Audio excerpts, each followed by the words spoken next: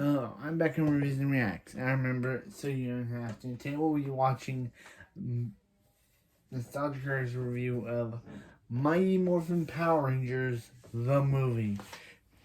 It's Morphin time! The White Tiger!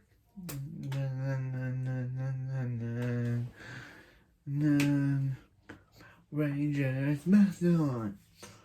Go Go Power Rangers, Pterodactyl! Go Go Power Rangers, Triceratops! Power Rangers, Saber-tooth Tiger! Tyrannosaurus, Go Go Power Rangers, the movie! Yep. And is that Ivan Ooza's Thanos? Because that definitely looks like Ivan Ooza's Thanos. Next to Rita. Well, let's see. Since we're going down the season 1 nostalgia train now, until we eventually get up to Hurley with season 7. But let's see what his second video as nostalgia critic would do. Hello, I'm the Nostalgia Critic. I remembered so you don't have to. Mighty Morphin Power Rangers. I have to admit, growing up, I wasn't really a Power Rangers kid. I was more in that Ninja Turtles X-Men kind of crowd. In fact, when the show first premiered, I remember saying to myself, there's no way this is going to catch on. People can't possibly be this stupid. And this is why I'm not in the stock market. The show, about 6 bland teenagers who saved the world from Japanese stock footage, was such a huge hit that they eventually made a movie about them in 1995. And does it suck balls? Major balls.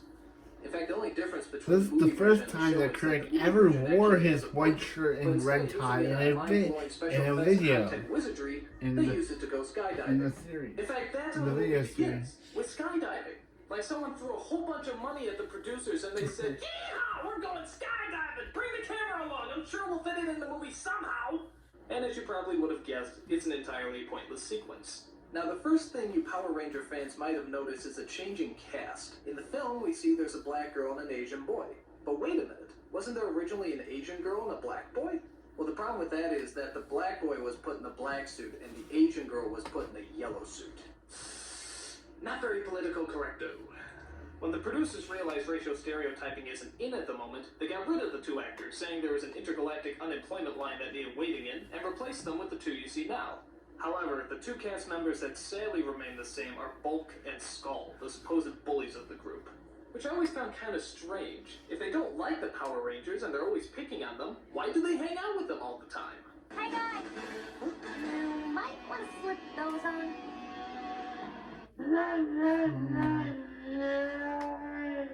The story, or some semblance thereof, is centered around a space-traveling villain named Ivan Ooze, who's just a little less annoying than Rita and Zed, the Lucy and Ricky Ricardo of evil. Finally, a real man!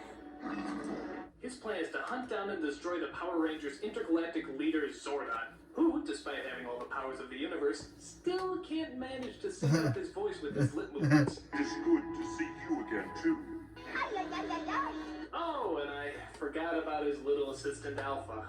The best way to describe him is imagine C-3PO being even gayer than he already is. Gayer. I know that's hard to fathom, but that's pretty much what you get.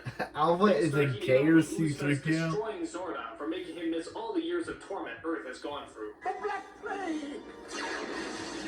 Spanish Inquisition! Brady Country Union! I gotta admit, that's kind of funny. So Zordon's power is destroyed and he's slowly wasting away into a festering ball of nothingness. But don't worry, that doesn't interrupt the Rangers skydiving and rollerblading. It does, however, take away their Mighty Morphin powers. That seems to get their attention. We may not have our powers, but we're still the Power Rangers. I'm gonna disagree with you there, Tommy. You see, being a Power Ranger implies that you have actual power. So, without power, you're just a plain old Ranger. And trust me, they're not very powerful. Especially when trying to protect picnic baskets. Alphabet tells him that the only way to save Zordon is to find the great power that's located on a planet far, far away. The great power? Well, what's that? Where did it come from? How does it work? Well, this movie has far too many action sequences to worry about tiny little things like plot. However, it does take time to tap into our emotional sides. Zordon, you can't leave us! Ever since you came into her life, she's been like a father to us all. Yes, I think we can agree that Zorda has been like a father figure to us all. Where are these kids' parents? I mean, seriously, do they ever show up? Are they so inattentive that they don't even know that their kids are on another planet fighting giant black chickens? Do you think they even know that their kids are Power Rangers? How do you miss something like that? And just when you thought this movie couldn't get any lamer, take a look at what pops up next. Jalcia.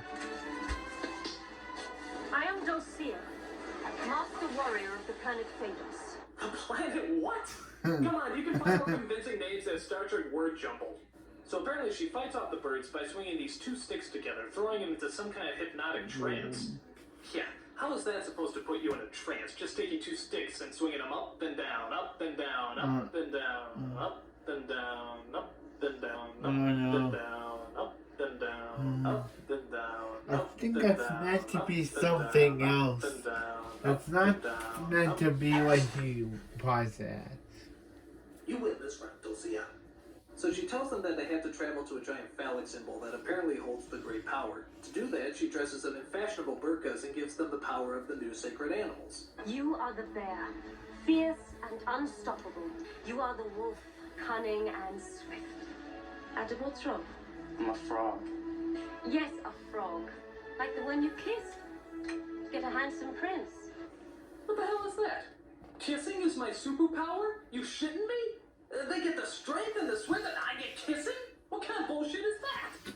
Don't let her get away with that. Stand up for yourself, maggot. Hey, bitch, get back here. Where's my real superpower? Hey! Fuck this, man. I'm gonna go into anime. Because he voices Ichigo in Bleach. That's so funny. Because Giant Bosch voices Ichigo in Bleach. That's so good. They kick some ass and they get their powers back. That's it. Bullshit. That's like telling a kid the secret to enlightenment is punching somebody in the face, which isn't that bad an idea right now. As always, the Power Rangers have a thrilling giant robot fight in the middle of the city. The traditional toy robot models are replaced this time with CG replicas. And I never thought I'd say this, but after watching this metallic diarrhea, I think I actually prefer the toy robot models. There's also a subplot about how Ivan Ooze hypnotizes all the parents in the city and forces them to jump off a cliff. I'm sympathizing with them at this point. But don't worry, there's a little 12-year-old boy who knows how to operate a crane and a monorail. Where the hell did he pick that up? Was there a how to handle heavy machinery class in grade school? If so, how did I miss that class? The battle eventually works itself up into outer space, where the mother of all finishing blows is thrown. Dude, did you just see that? Kicked him in the groin. Real good lesson for the kids, guys. If you can't overcome your enemies, just kick them in the happy sack and they'll go down like anyone else. Top notch. Upon hitting an asteroid, Ivan Ooze is destroyed and the Power Rangers fly off to save Zordon. But unfortunately, they're too late. Zordon is gone. If only they had gone to save him first instead of showing off their brand new fighting moves and special effects. If only. If only. Remember what we learned? To those who possess the great power, all things are possible. No, Tommy, no. That's crazy talk. Come on.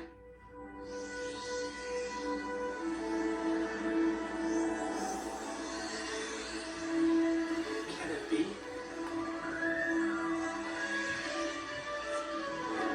Is it possible?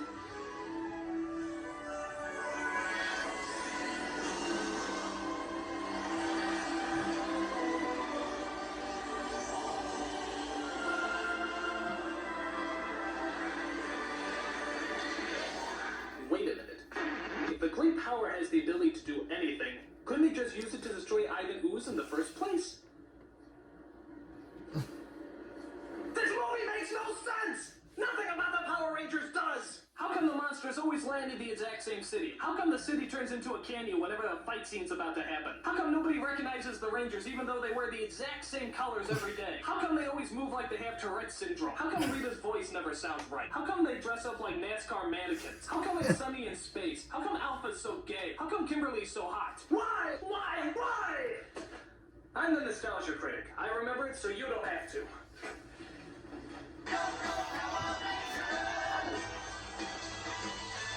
Okay, and that was my reaction to Mighty Morphin Power Ranger, the movie. Yeah, I kind of agree. I kind of like it, but I'm sorry, I do like it, but it's just like, at least it's better than the Turbo movie. Even though this movie is non-canon and has no semblance to the show, unlike Turbo, a Power Rangers movie, at least it's better than Turbo Power Rangers movie. At least it has no connection to the Power Rangers, just like Turbo, a Power Rangers movie, which we also looked at,